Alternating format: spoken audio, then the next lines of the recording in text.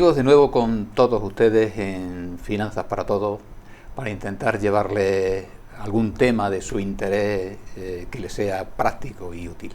Con nuestros amigos Javier, Pinel. Hola, ¿qué tal, muy Javier? buena. Miguel, Buenas ¿qué tardes, tal? Sebastián, buenas, aquí en este buenas. tórrido verano.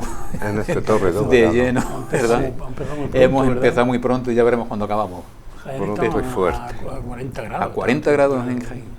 Sí, no, pero no andan muy lejos los pueblos de la provincia. No, Sí. No andarán muy lejos. Mi casa, y además que te sobrepone porque apenas estaba lloviendo. Y ha sido un cambio muy importante. No hay términos medios, ¿eh? No tenemos términos medios. Ni frío ni calor. Ni frío ni calor. 0 grados. Bueno, vamos a ver si este tema les resulta de interés. Bizum y Hacienda. ¿Cuándo declarar pago y cuándo no? En el 2026 ha habido un cambio importante entre Bizum y la agencia tributaria, pero la verdad es que se ha difundido mucha información confusa y hay algunos bulos circulando. Por eso, si recibes o envías dinero por Bizum y te preocupa Hacienda, puede que te surjan dudas al respecto. Para empezar, ¿hay que declarar los Bizum? Resumiendo, en general, los pequeños pagos entre amigos no se declaran, pero sí pueden tributar los cobros grandes, repetidos o esos vinculados a una actividad económica o alquileres o incluso a ventas. Vamos a ver en qué casos deben incluirlo en la renta para evitar problemas. Hacer un Bizum hoy es habitual, para enviar y recibir dinero al instante, pues normalmente entre amigos y familiares. Pero durante esta campaña de la renta existe cierta confusión y muchos se preguntan si esos pagos hay que incluirlos o no de alguna manera en la declaración de la renta. Bizum es un medio de pago más, es como una transferencia bancaria y la obligación de declarar o no dependerá de lo que estés recibiendo. Con los pequeños pagos pues no hay problema. Esto que quede muy claro, y es que Bizum suele utilizarse en el día a día pues para transacciones personales y lo normal es no tener que declarar esos pequeños ingresos que recibe, porque la mayoría de esos pagos de Bizum es porque un amigo o un familiar ha adelantado un dinero para simplificar un pago colectivo y los demás pues le ingresamos pequeñas cantidades de dinero que le corresponde. Eso típico que dice, pues yo pago la cena con tarjeta y me hacéis un Bizum, o paga tú el regalo de fulanita y te hago un Bizum. Hacienda no te va a preguntar por pagos de esta naturaleza, siempre que se trate realmente de reembolso o de movimientos personales sin una finalidad económica. Ten en cuenta que Hacienda ya ha declarado que esa nueva obligación informativa sobre Bizum no afecta a los pagos estrictamente privados entre particulares. Los bancos no tienen que informar mensualmente a la agencia tributaria de los Bizum privados entre amigos o familiares, pero sí tienen que hacerlo por los cobros recibidos por empresarios o por profesionales. Los pagos grandes o repetidos sí que pueden llamar la atención, y es que Bizum también se utiliza para otros fines. Y si los ingresos que se reciben son elevados, o bien son repetidos, o responden a una actividad económica o a un alquiler, entonces puede existir obligación de declararlo. Y no hacerlo puede implicar una paralela de Hacienda y hasta incluso una sanción, ya que Hacienda puede tener noticias de movimientos de cierto volumen que ocurren en las cuentas bancarias, se use Bizum o se use una transferencia o la tarjeta bancaria. Y como decíamos antes, desde este año, los bancos informan mensualmente a la Administración Tributaria de la facturación acumulada realizada a través de Bizum por los empresarios y por los profesionales. No se informa de cada operación de forma individual, sino de importes mensuales acumulados recibidos por ese empresario o ese profesional. Y esto pasa en dos casos. Uno, y es cuando los autónomos usan Bizum para cobrar a sus clientes, lo que ya es frecuente en el comercio online, o como en el resto de ingresos de clientes recibidos por transferencias o por cheques o en efectivo. Lo recibido por Bizum pues debe declararse en IRPF como ingresos de la actividad económica, ya sea un profesional o un empresario. Y atentos, cuando el arrendador de un inmueble recibe el pago de renta mensual de su inquilino por Bizum, en este caso, igual que si el ingreso se realizara en la cuenta bancaria o por transferencia, el arrendador debe incluir esos pagos como ingresos del rendimiento de capital inmobiliario. La verdad, en resumen, si usas Bizum para repartir gastos con amigos o familiares, normalmente no tendrás que declarar esos movimientos. Pero si lo utilizas para cobrar por tu trabajo, por una actividad económica, por un alquiler o por ventas habituales, esos ingresos sí deben tratarse fiscalmente igual que si lo hubieras cobrado por transferencia, por tarjeta o en efectivo. O sea que, cuidado, que lo personal no, pero lo profesional sí. Vayamos a tener cuidado porque ya Hacienda también controla ese tipo de ingresos. Bueno, tú lo sabrás bien, Javi, ¿verdad? Ya... Sí, no, el Bizum es muy útil, pero cuando una persona que recibe los Bizum, como es normal, es también una persona con su vida privada, debe de tener un especial cuidado, porque tendrá que tener constancia de alguna forma de qué Bizum se deben a la cena que se ha compartido con la familia y que es realmente un ingreso de la actividad. Que no hay cosa más sana que contra cada ingreso tener una factura que lo acredite. Respecto de si es una cena con la familia y que cuesta 500 euros, somos 5, tocamos a 100, pago yo, me ingresáis 400, yo como empresario puede que tenga un problema porque quien lo mira no se crea que se corresponde con una cena. Efectivamente, hay que tener, ahí es donde hay que tener cuidado. Hay que tener mucho cuidado. Y separar bien los pagos. O sea, está bien el tremendo control que somos capaces de tener sobre algo, pero control ninguno en la comprensión de qué pueda ser de cierto o no. ¿Qué puede ser otro? Eso es. O sea que, cuidado. Hay que tener cuidado. Miguel, vamos a ver qué nos traes hoy. Hoy estamos todos tristes entre los pagos, los Bizum y las historias. Yo es que, como he sido mucho tiempo profesor de prevención de riesgos laborales de la Universidad de Jaén, me alarma los resultados que ha habido en el primer trimestre del año en cuanto a accidentabilidad. En Andalucía ha habido 31 fallecidos. 31 fallecidos por accidentes de trabajo. Del 1 de enero al 30 de marzo, y es una cifra muy importante. Ha habido 209 accidentes y Jaén es una de las provincias que más accidentes ha habido. Entonces, desde que se aprobó la Ley de Prevención de Riesgos Laborales, no hemos avanzado prácticamente nada, porque los muertos siguen padeciendo. Y otra cosa que me preocupa a mí como jurista es que las observaciones de las enfermedades profesionales no se ha avanzado nada. Entonces hay enfermedades profesionales que son dimanantes del trabajo y no se ponen medios para este tipo de cosas. Las enfermedades profesionales son muy graves. Aquí tenemos el ejemplo que siempre ponía yo a mis alumnos de la silicosis de las minas de Linares, que sí, cuando te venías a dar cuenta tenía el pulmón como Dios te amparaba y moría mucha gente de silicosis, ¿no? Entonces la Ley de Prevención de Riesgos Laborales se hizo pues, para evitar los accidentes de trabajo y las enfermedades profesionales. ¿Qué dicen los sindicatos de esta situación? Porque falta que las normas no se cumplen, las empresas no cumplen la norma. Falta formación adecuada a los trabajadores. Cuando se contratan, no se les forma para evitar los accidentes de trabajo.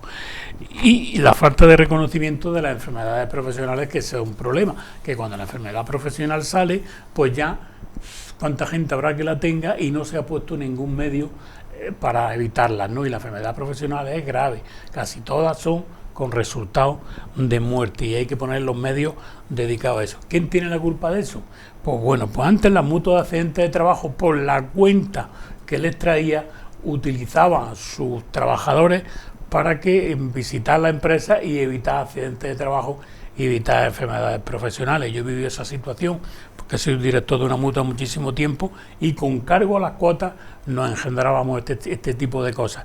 ¿Qué pasa? Que ahora, al crearse los servicios de prevención, que decían que los servicios de prevención tenían que ser independientes de las mutuas porque el dinero de las mutuas era de la seguridad social y tal y cual, pues se ha convertido esto en una situación que es bastante deficiente.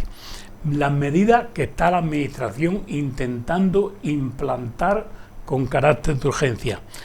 La creación del delegado de prevención de riesgos laborales. Es decir, que la norma te dice que tiene que haber un delegado de prevención. Empresa. Exactamente. ¿Y qué pasa? Que ese hombre tiene que tener la habilidad de, entre el comité y el dueño de la empresa crea los servicios y la formación suficiente para reducir los accidentes de trabajo. Ahora que estamos en la época de la situación actual de estrés, pues entonces ahora se hace muy importante tener la gente formación en salud mental. La salud mental está un poco abandonada, pero ya es necesaria. ¿Qué pasa? Que ahora hay muchísimos muertos, ya lo comentábamos cuando hemos venido a hacer el programa, que el cambio que hace nada estaba lloviendo y en Jaén anoche estábamos a 39 grados, ¿no? Pues está habiendo muchísimos muertos de estrés térmico, desde bajas temperaturas, altas temperaturas, y está habiendo muchos accidentes de trabajo derivados de eso. ¿Qué es lo que hay que hacer? Pues viendo la situación, los técnicos en prevención de riesgos laborales que tienen formación suficiente, se cree protocolos para este equipo de actuaciones y evitar este tipo de accidentes de trabajo. Después de tanto tiempo que lleva la prevención de riesgos laborales creada, yo creo que es necesario una reforma de la Ley de Prevención de Riesgos Laborales, porque los trabajos de cuando se creó la Ley de Prevención de Riesgos Laborales han evolucionado mucho y la prevención de riesgos laborales tiene que evolucionar con los puestos de trabajo, porque de lo que se trata de alguna manera es que los trabajadores no tengan accidentes ni tengan enfermedades profesionales. Y yo el último sistema no soy partidario, pero muchas veces no funcionamos nada más que a palo. Es que la Inspección de Trabajo pues ponga carta en el asunto y vuelva otra vez a controlar la prevención de riesgos laborales. ¿De cuándo es esa ley de prevención? De 1971. 1971 sí ha pasado. Te digo que sí ha habido cambios en el mercado de trabajo y en los trabajos. Hay que cambiar. Bueno, que saliendo decretos y saliendo tal y cual, adaptando la situación, pero se exige un cambio. Y yo también me gustaría, ya que estamos metidos en ese, ver la situación del olivar, que están los trabajos que se están haciendo en el olivar. Entonces, ahora mismo se están echando abonos, echando insecticidas, echando productos y tal y cual. Entonces, las medidas claves para que se implante la Ley de Prevención de Riesgos Laborales en el cultivo del olivar es la protección química, es decir, los trabajadores que estén con mangueras metiendo, pulverizando y tal y cual, tienen que llevar equipo de protección individual, porque están los nitrogenados y los fisioterapios y los fitosanitarios que son dañinos para el cuerpo humano, es decir, que guantes de nitilo, mascarillas para polvo, vapores, gafas de seguridad y ropa de manga larga. Después la manipulación seguirá, es decir, que cuando se llenan los recipientes, se echan productos, saca líquido, lo que sea, hay que tener las manos y la vista y el oído protegidas. Y lógicamente darle, antes de empezar a trabajar con esas máquinas, darle un repaso a las máquinas a ver si efectivamente están en orden, funcionando y que no haya ningún problema. En este mundo hay poca conciencia del peligro que suponen ese tipo de productos. No hay relación de eso, y además me da miedo, porque yo el año pasado estuve visitando una finca muy importante de muchos olivos y por lo que quiera que sea, ponen esos productos de noche. A partir de las 10 y se ve menos y es más peligroso, y si te mancha no te das cuenta y es peligroso. Es peligroso. Además, las horas que echan empiezan a las 10 y hasta que no acaban las cubas no paran, porque por lo visto el rendimiento es mejor, como hay menos sol se seca menos y tal y cual, y eso hay que tener en cuenta, que eso es muy importante para los trabajadores. Y también, lógicamente, revisar el estado de los remolques, de los tractores, y mantener la distancia adecuada y evitar situaciones de estas. Que sepáis que en la reclusión y el cultivo de olivar los accidentes de trabajo también son muy importantes, muchas veces por ignorancia de los trabajadores, porque normalmente tú contratas a un grupo empresarial para que te haga ese trabajo, y cuando termina pues ya le paga y se da igual. Muchas veces los trabajadores no están en las condiciones, porque es que lo he visto yo. Entonces hay que tener mucho cuidado, porque que tenga un accidente grave trabajando, yo creo que no procede. Entonces, de alguna forma, ¿quién es el responsable? El responsable, quiera o no quiera, es el empresario. Y yo tengo en mi despacho un accidente de trabajo con resultado de muerte y le están pidiendo al empresario 400.000 euros. Entonces ¿Y hay por que qué? tener mucho Claro. cuidado ya, ¿Y por qué? aparte de la vida ¿Y humana, por qué? de ¿Y la, por de la qué? repercusión Claro, económica. y porque he demostrado que el accidente fue fortuito, que no hubo intento y tal y cual, porque el sargento de la Guardia Civil decía, esto es un suicidio o un asesinato. Y estuvimos hablando y tal, y al final ha quedado como una situación, ¿no? Pero hay que tener mucho cuidado. Y lo que pasa es que, lógicamente, nos pensamos que porque esté la ley de prevención de riesgos laborales aprobada, pues ya hemos dejado de trabajar, y no es verdad, no es verdad. Y lo que sí es verdad es que un trabajador, cuando empieza a trabajar, tiene que ser consciente de los riesgos que le acechan e intentar evitarlo, porque el que fallece, pues ya ves tú que Y el pierde. empresario poner todos los medios, Claro, es que es la obligación. que es vamos. obligación, que no es una opción. No quiero decir cosas graves, Sí. pero que son las obligaciones. La ley lo establece. Sí, Además, ya sabéis que lo he dicho un montón de veces, que el riesgo que corren es un riesgo importante, porque eso no es asegurable. Es decir, yo tengo un accidente y con motivo del accidente muere un trabajador y la indemnización que le corresponde la puedo asegurar. No es asegurable, va contra su el empresario. patrimonio. Así que hay que tener en cuenta ese tipo de cosas, pero claro, nos damos cuenta cuando ya viene tío Paco con la rebaja. Y yo de verdad que me duele, porque nosotros cuando la Universidad de Jaén, cuando se creó la Ley de Prevención de Riesgos Laborales, participamos con todas las universidades y se fue creando, que hay un catedrático muy importante, el profesor Loina Navarrete, que ha luchado mucho por la prevención de riesgos laborales, y me siento de alguna forma una persona que ha luchado por eso. Y quizás porque en mi departamento el que era director de una mutua de accidente de trabajo era yo, ¿no? Y yo veía a las viudas, veía a la gente que perdía una mano, que perdía un pie, ese tipo de cosas. Esas cosas son impactantes y de alguna forma a mí este tipo de cosas cuando leo noticias de estas me duele, porque la verdad es que y yo me pensaba que con la Ley de Prevención de Riesgos Laborales íbamos un poco así, pero no, los datos del primer trimestre de este año 2026 son alarmantes, y Almería y Jaén pues estamos a la cabeza. A la cabeza. De los primeros. Vale. Eso es lo que quería decir. Pues atención a ese tema, mucha atención. Hay que prestarle atención, que no es solo cuestión de dinero, es que va vida, sobre todo cuando no calidad la de vida y la salud de las personas. La salud de las personas que pierden Sobre brazos, todo. que pierden, es muy desagradable. Sí. Muy desagradable. Bueno, pues siguiendo con el hilo de las cosas que cuesta la vida, Desagradable. desagradable también, bueno, según se mire. Un respiro es siempre un respiro. También.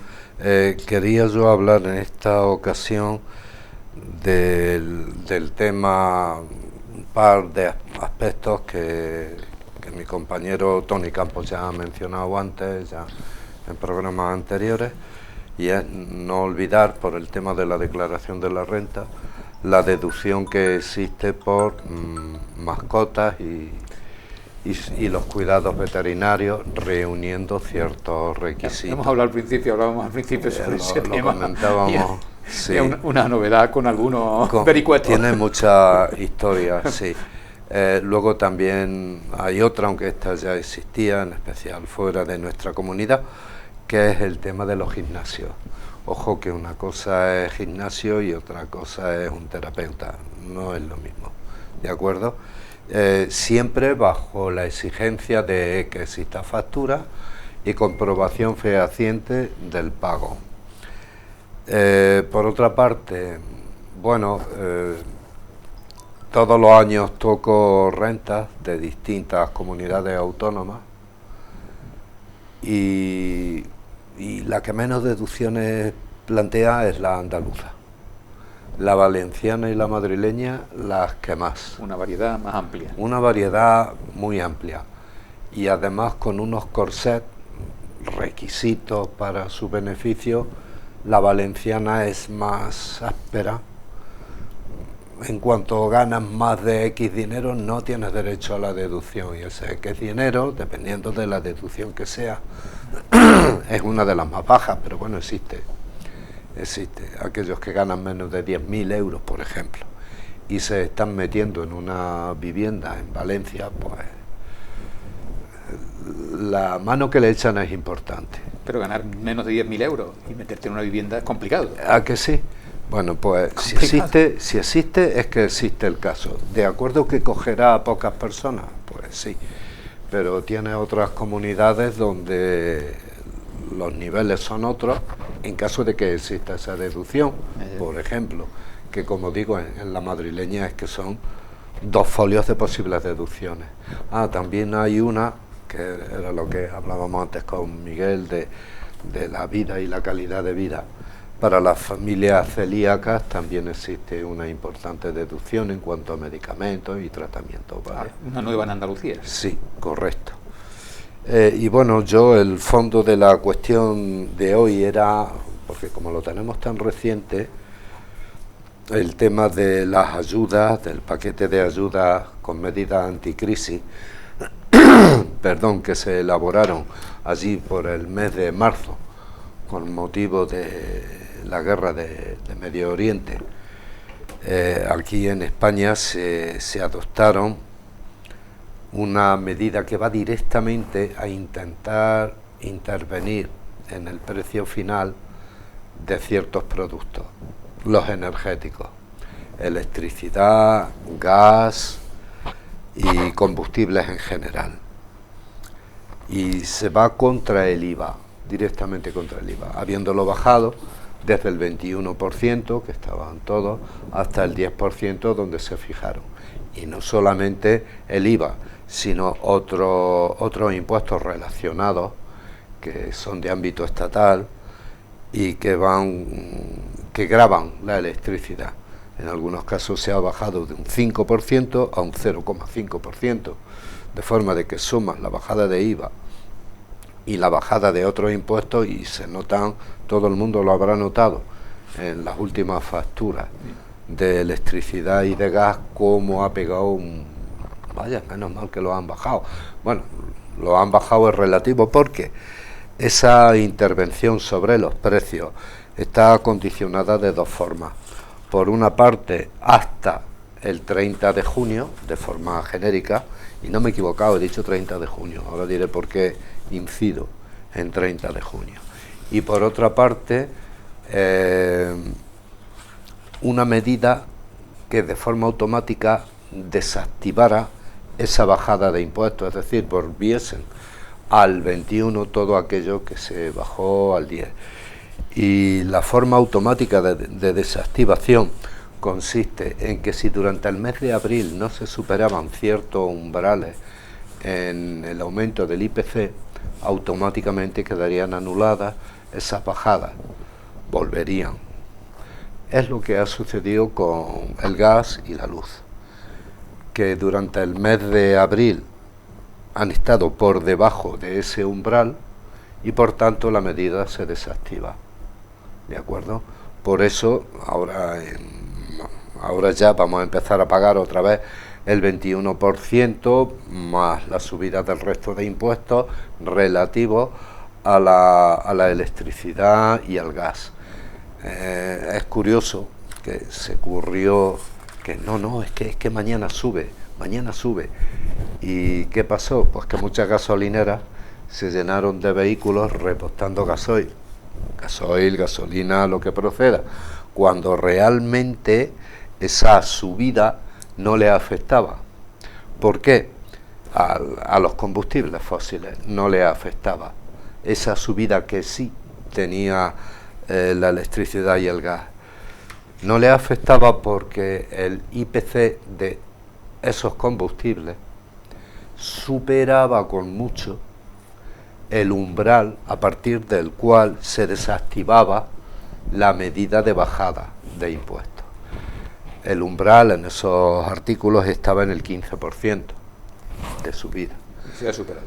Han pasado del 50%, muy bien, con lo cual la medida se sigue manteniendo, pero es que ahora tiene otro límite temporal esa bajada de impuestos, que es en la fecha 30 de junio.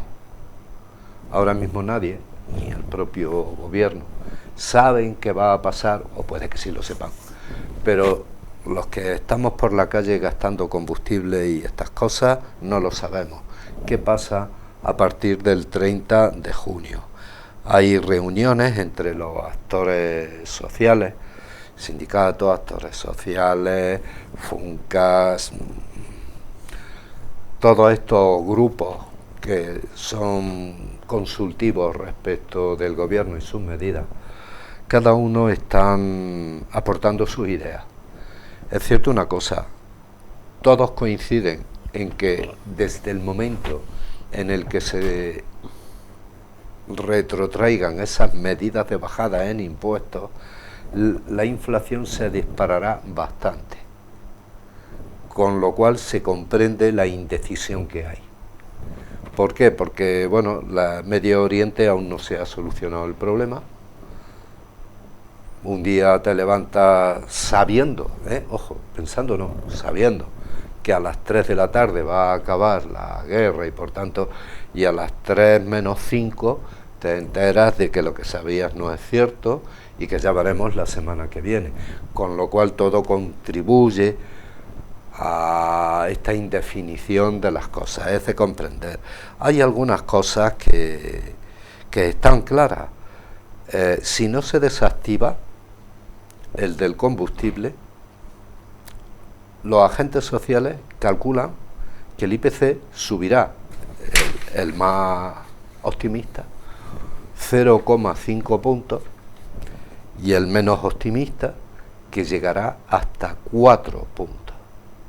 De forma que, según el menos optimista, podríamos encontrarnos en diciembre con un IPC del 7%. A mí, personalmente, me parece catastrófico. Pero bueno, la vida nos ha enseñado de que no puedes desdeñar ninguna opinión hasta que, de hecho, se contradice. Poco probable, personalmente me lo parece poco probable. Pero que es una carta más que hay en la baraja, indiscutible. También hay algunas otras medidas que, bueno, son, ahora verán, hay quienes están promoviendo que el salario mínimo interprofesional, para compensar estas subidas del IPC, se revise como tarde semestralmente. Bueno, esto en la teoría económica, desde mucho antes de Adam Smith, hace ya algún que otro siglo, está comprobado. Si un bien es escaso, se encarece. El dinero es un bien. No es igual tener 10 monedas que tener 1000 monedas. Oferta y demanda. Correcto. ¿Qué sucede? Que si se libera más renta para que tú dispongas de ella, vas a disponer de ella. Seguro. Tardas más, tardas menos, dispones de ella. Y entonces empieza el efecto rosquilla o pescadilla que se muerde la cola. Gasto más, encarezco, necesito más, me subo, vuelvo a tener más, vuelvo a gastar más. La solución no está ahí. La solución está en algún otro lugar, ya me gustaría saberlo. Sería yo una persona muy sabia y no lo soy. Solamente sé que ese no es el camino. Y total, que dependemos de qué sucede de aquí al 30 de junio. El 30 de junio, que parece que, bueno, queda tiempo, sí, es verdad, queda tiempo, pero muy poco. Muy poco, y todavía hay muchos intereses pendientes de tomar unas u otras decisiones. Cuanto antes se conozcan las cosas, mejor. ¿Qué es lo peor para el dinero? Porque el dinero es cobarde, la incertidumbre. Y es en lo que ahora mismo estamos. ¿Que ha sido beneficiosa la medida? Sí. Quizás se podría haber complementado con más cosas, sin duda. ¿Que ha surtido efecto? Sí. Quizás donde menos se ha notado, en la alimentación. Donde menos se ha notado. Porque de no haber tomado esas medidas, la alimentación habría sido aún peor en cuanto a precios se refiere. Y bueno, esto era lo que tenía para hoy, para ustedes. Hoy una clase de economía. Bueno, unas pinceladas. Bueno, pues con esto creo que hemos dado una buena vuelta al panorama actual. Si ustedes quieren repetir con este programa, les esperamos en una semana. Hasta entonces. Venga, Hasta luego. adiós, hasta luego.